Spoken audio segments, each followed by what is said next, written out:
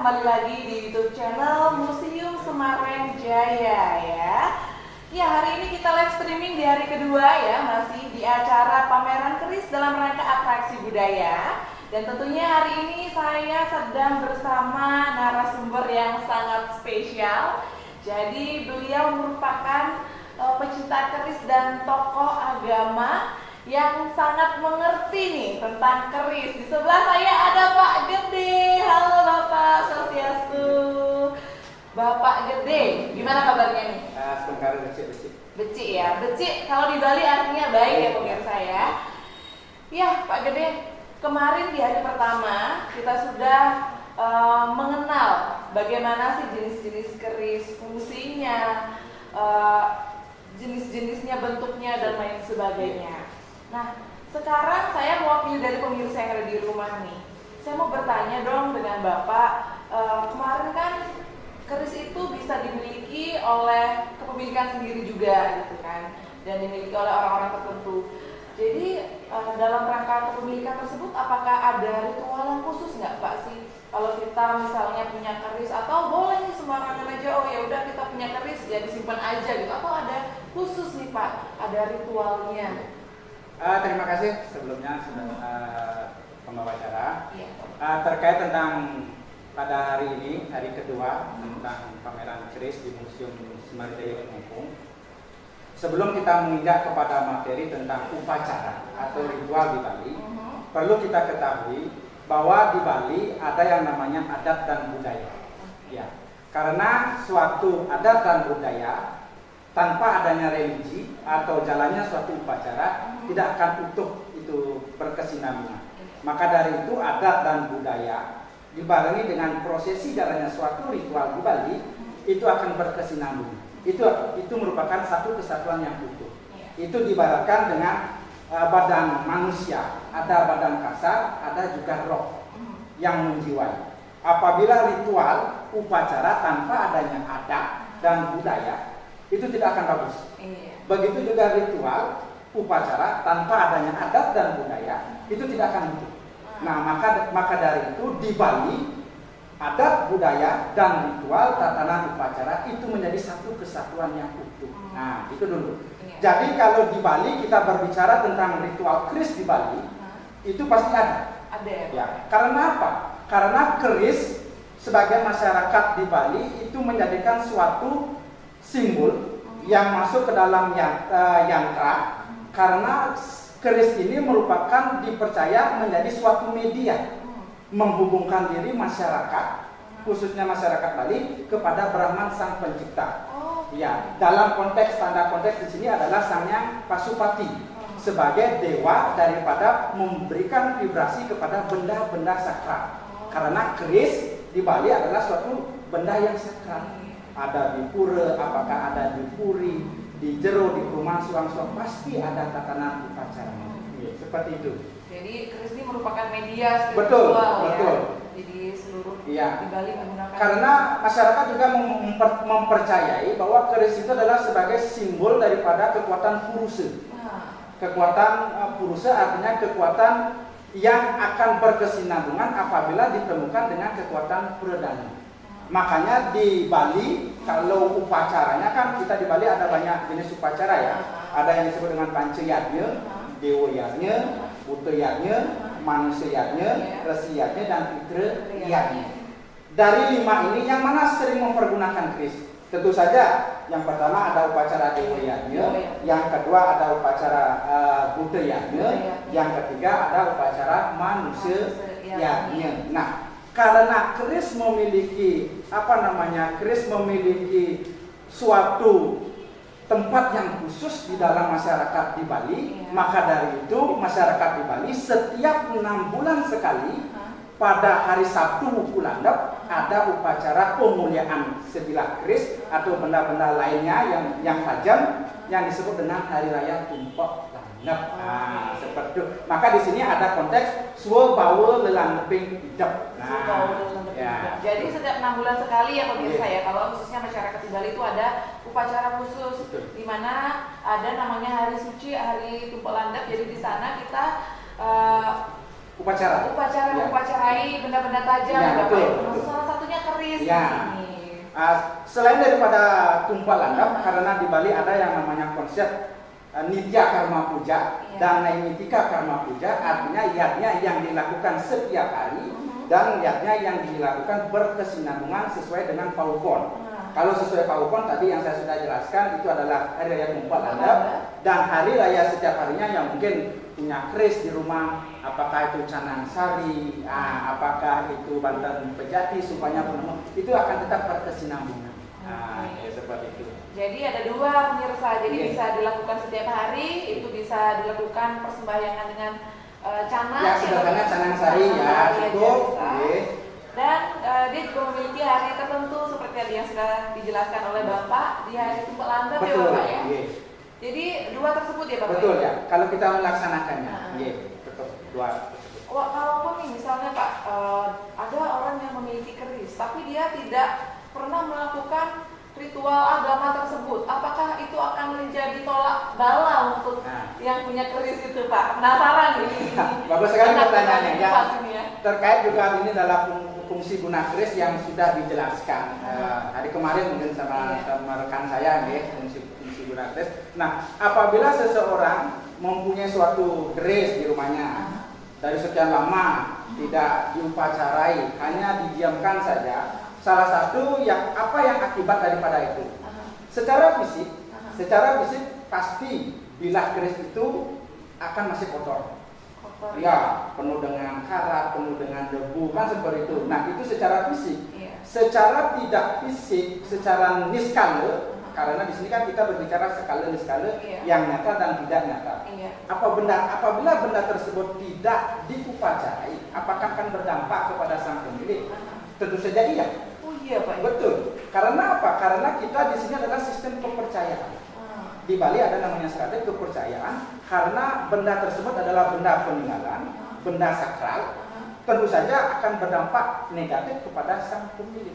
Jadi saran dari saya, apabila mempunyai sebilah keris di rumah, apabila belum bersih ya dibersihkan, ya. Setelah itu apakah diupacarai? Ya. Biar sinergi antara sang pemilik dengan keris tersebut. Karena di Bali juga dipercaya bahwa keris itu adalah sebagai penjaga atau pelindung sang pemilik. Nah, seperti jadi itu. wajib ya pemirsa ya. Iya, betul, wajib. Biasanya apa sih Pak kalau misalnya yang pernah ada di masyarakat, kalau misalnya ada nggak sih Bapak pernah menemukan kasus orang yang tidak pernah membersihkan keris dan merawat keris tersebut berdampak pada dirinya? Bagus sekali pertanyaan ya. Kalau di masyarakat, kalau kita mau telusuri itu banyak sekali kejadian-kejadian di luar nalar manusia. Kalau zaman sekarang bilang kan, di luar daripada batas kemampuan kita berpikir. Nah, jadi kalau apa yang akan terjadi itu sesuai dengan sang pemilik tersebut. Mungkin ada istilahnya di Bali, mungkin ada kesakitan, mungkin di rumahnya itu setelah melakukan ritual apa. Jadi saran saya, rawatlah keris tersebut secara fisik dan secara non fisiknya, seperti itu. Ini pemirsa ya, bagi pemirsa di rumah yang punya keris, jangan lupa dirawat ya, jangan biar punya aja, tapi ingat dirawat ritual. Baik Bapak, kalau misalnya nih saya mau bertanya tentang keris itu memiliki kaitan nggak sih dengan kebudayaan di Bali Bapak? Seperti penjelasan saya di depan. Sebelum kita berbicara tentang keris, tentu sudah tadi saya katakan bahwa ada faktor tentang budaya dan adat dan budaya. Nah, kalau kita berbicara tentang budaya, seperti yang saya jelaskan yang sudah tadi di depan, pasti akan berpengaruh kepada religi atau upacara. Ya. Budaya tidak akan bisa dilepaskan dengan religi, kan seperti itu. Iya, betul. Ada nggak kaitannya? Tentu ada. Di budaya kita di Bali kan banyak.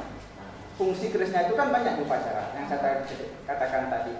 Salah satu saya ambilkan contoh dalam tradisi kita di Bali ada upacara pawiwahan. Ya, pawiwahan upacara pernikahan. Nah, secara adat Bali. Di mana letak fungsi keris tersebut? Nah, kalau kita lihat di masyarakat, sang mempelai pria pasti akan membawa sebilah keris. Ya. Yang perempuan pasti akan membawa tikar dadakan kalau di Bali. Ya, tikar dadakan itu adalah anyaman tikar yang dibuat dari daun pandan. Nah, hukum Hindu di Bali, hukum adat di Bali, dikatakan sah suatu pernikahan yang tergolong Bali adalah ketika upacara mengkala-kalaan yang runtutannya tiada lain adalah nebok atau nuak tikah dadakan dari sang pengantin pria ke sang pengantin wanita. Apabila ini sudah terjadi atau sudah dilakukan, maka pernikahan, maka perkawinan kedua mempelai itu pasti dianggap sah. Barulah pengantin itu dikatakan bisa melakukan hubungan suami istri. Nah, karena begini, karena konsepnya keris di sini adalah sebagai simbol uruse dan tikah dadakan itu adalah peredani. Kalau konsep agama Hindu kita di sini adalah penyatuan kamu bang dan kamu petak. Iya. Jadi kalau hukum Hindunya pasti sudah sah dikatakan di sini. Kalau belum ada itu, ya belum sah namanya. Ya, seperti itu. Ya, itu salah satu adat kita yang ada di Bali. Dapat banget ya pemirsa ya. Jadi salah satu kaitannya di budaya, maksudnya upacara pernikahan di Bali, Bapak ya. Selain daripada upacara pawiwahan, banyak dong. Salah satu upacara mendem pedagingan misalnya, ada karya-karya besar. Kan ada upacara mendem pedagingan, ada yang membawa keris, ada namanya nyuk-nyukin bambang. Nah, itu juga menyatukan antara akase dan pertiwi, musuh dan perdana. Itu salah satu. Yang kedua ada namanya nuak bagi pulau kerti. Ya, di akhir rangkaian pada upacara berskala besar di Bali ada nuak bagi pulau kerti. Nuak artinya memfokuskan, pulau kerti artinya kehidupan. Jadi apa yang kita cari dalam kehidupan ini adalah suatu keharmonisan. Ketika kita sudah memfokuskan diri kepada pulau kerti, maka diharapkan akan menjadi berkesinambungan suatu keharmonisan, ketentraman, dan kesejahteraan. Sehingga tujuan daripada ajaran agama Hindu Moksata Jagadita Ya Cakti Dharma bisa terwujud. Nah, seperti itu. Jadi kalau misalnya seluruh upacara di Bali apakah menggunakan keris, Bapak? Tidak. Dari hitungan Pancayanya cuma 3 yang dipergunakan. Dewa Yanya, Buddha Yanya, dan manusia Yanya. Karena ada sumbernya. Karena kita di Bali kan banyak punya sumber. Banyak lontar-lontar. Salah satu lontar yang menyebutkan penggunaan keris itu adalah lontar Bamuk Kertih namanya. Lontar Bamuk Kertih. Iya, di dalam upacara Dewa Yanya dan Buddha Yanya diwajibkan menghadirkan suatu bilah keris yang namanya cerita lana. Kalau bahasa di lontarnya, yang anu wang anamu nikang yangmu, wenang mesrane keris cerita lana. Yang artinya, apabila ada seseorang yang menggelar upacara, mendem pedagingan, bagi kuliket dan lain sebagainya, wajib ada keris yang namanya keris cerita lana. Mungkin kemarin sudah jelaskan sama teman saya yang namanya keris cerita lana itu adalah sebelah keris yang lurus, atau bahasa namanya leser gitu, seperti itu. Wah, lengkap sekali ya Bapak ya. Ada yang mau tambahin lagi Pak? Begini, dari keseluruhan adat budaya dan religi, kalau kita ini sudah bisa berkesinambungan, akan terwujudnya ketentraman, kesejahteraan lahir dan batin secara jasmani maupun rohani. Tentu saja di sini tetap berlandaskan atas konsep Satyam Siwam Sundaram. Satyam adalah kejujuran, Siwam itu adalah kebenaran, dan Sundaram itu adalah keindahan. Nah, itu aja. Baik, terima kasih ilmunya Bapak Gede. Saya sangat senang sekali loh. Hari ini spesial dipertemukan dengan Pak Gede yang sangat mengerti tentang bagaimana keris dan kebudayaan Bali, ritual kebudayaan di Bali itu sangat lengkap sekali. Mungkin nanti kalau ada pemirsa yang mau bertanya-tanya bisa langsung, kalau ketemu Pak Gede di jalan bisa di stop mungkin ya. Kita bertanya. Tapi mohon maaf kalau ada kekurangan mungkin ya, karena tanahnya suatu hayuwangan lulus. Tidak ada manusia yang sempurna. Karena kesempurnaan hanya dimiliki oleh satu, yaitu Brahman di Sang Yang Widi Wasi. Iya, betul sekali. Terima kasih Bapak atas waktunya, dan terima kasih juga untuk pemirsa yang sudah live streaming di YouTube channel Museum Semarajaya. Jangan lupa di-subscribe teman-teman semuanya. Dan terima kasih sudah mengikuti rangkaian acara dari pameran keris atraksi budaya di Museum Semarajaya. Dan untuk itu saya Putri mohon pamit undur diri, dan terima kasih atas kesempatannya dan kita tutup hari ini dengan Om Santi Santi. Om Santi Santi.